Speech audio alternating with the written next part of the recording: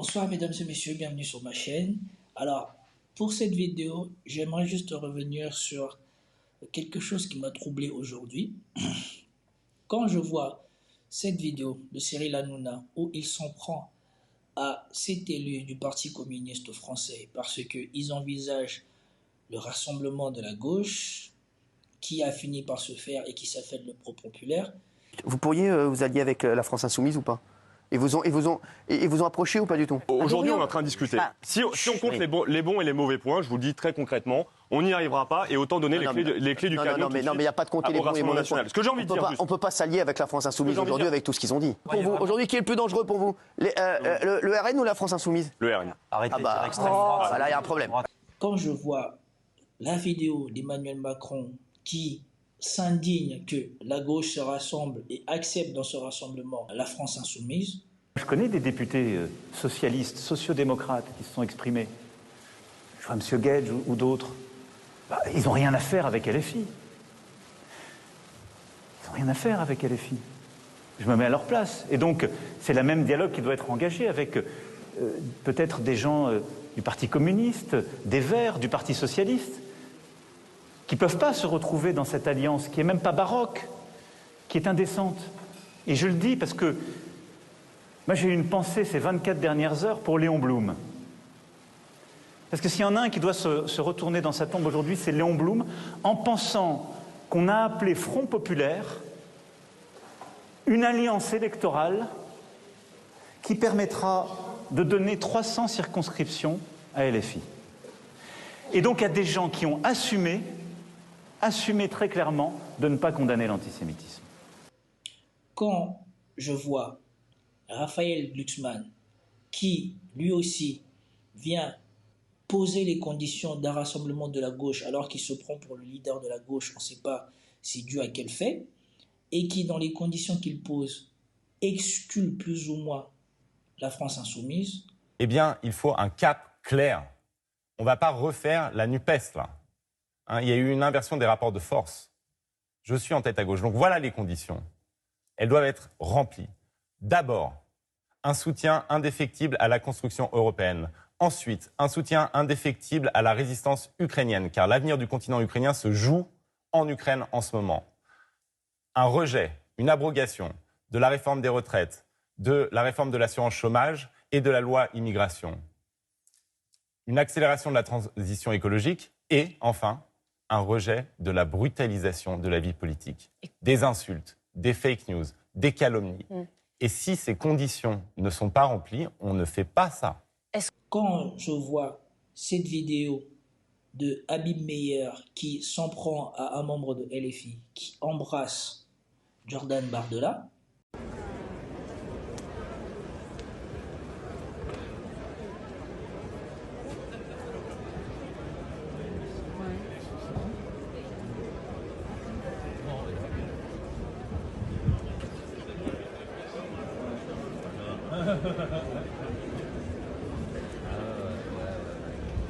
quand je vois Marine Le Pen dire ceci... Bonjour Madame Le Pen. Bonjour. C'est un plaisir d'échanger avec vous. Merci. D'autant que vous êtes en train de faire une très belle campagne. Merci beaucoup. Ce sera mon introduction. Je me permets de vous poser une question à propos du conflit israélo-palestinien. Il y a en ce moment en France une réelle menace par rapport à l'importation de ce conflit. On le voit dans les universités, de partout sur le territoire, on ne parle que de ça. Il y a des violences, etc. Bon, on a tous regardé les infos ces derniers temps et on voit ça. Je trouve que on est trop gentil avec Israël, qui à ce moment se comporte de façon horrible.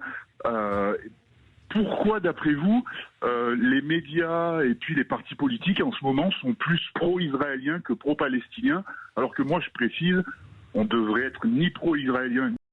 Vous avez vu sa bouille? Quand un Français lui dit qu'il constate qu'il y a une tolérance au sein des médias français pour ce qu'Israël fait, regardez comment elle réagit. Pensez-vous que cette personne est vraiment préoccupée encore par la justice ou par les intérêts des Français, ou cette personne est en train de tout faire pour être adoubée par le système et enfin pouvoir profiter du système elle aussi. Ni pro-palestinien, pro-France, pour soutenir l'Église, pour soutenir notre civilisation. Et aujourd'hui, ces individus des deux camps, qu'ils soient juifs ou Sylvain, est-ce que... Sylvain, est-ce que je peux vous apporter une réponse? Je pense que vous avez ce sentiment-là parce que ceux qui défendent les Palestiniens, en réalité, ne défendent pas les Palestiniens. Ils défendent le Hamas. Et quand on veut défendre vraiment les Palestiniens, on combat le Hamas. Parce que le Hamas est la pire chose qui puisse arriver aux Palestiniens. Parce que c'est le Hamas qui commet des actes terroristes, c'est le Hamas qui, en réalité, déclenche la guerre, c'est le Hamas qui se sert de la population civile comme bouclier humain depuis toujours et qui fait vivre d'ailleurs les Palestiniens depuis des années sous une forme de régime qui les prive de leur liberté et qui est autoritaire. Donc c'est un peu ça la difficulté, si vous voulez. C'est qu'en réalité, par exemple, la France insoumise et toute une série d'autres ne défendent pas les Palestiniens. Ils défendent le Hamas. Et donc il faut en effet défendre les Palestiniens, bien entendu, mais il ne faut pas, au travers de cela, tomber dans cette dérive qui consisterait à défendre un groupe terroriste dont je pense qu'il faut espérer la disparition. Vous venez d'entendre le discours de Marine Le Pen qui dit que ceux qui défendent les Palestiniens ne défendent pas les Palestiniens, défendent le Hamas. Que LFI défend le Hamas.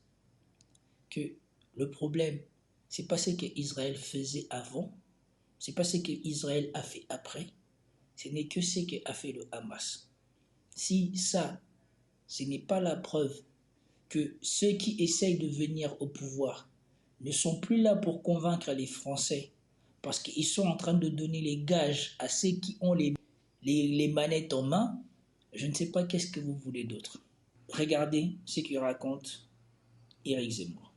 1945, quand on a découvert les camps de la mort, l'antisémitisme européen, c'est 1945, quand on a découvert les camps de la mort, l'antisémitisme européen s'est largement évanoui en Europe et que nous subissons aujourd'hui un antisémitisme d'importation venu de la culture arabo-musulmane qui est instruit dans le Coran, qui est instruit dans les hadiths, dans la culture arabo-musulmane depuis 1000 ans, qui fait que les juifs sont traités régulièrement de chiens. Vous savez, en arabe on dit kelb, kelb en kelb, fils, chien, fils de chien. C'est comme ça que souvent dans le monde arabe on appelle les juifs.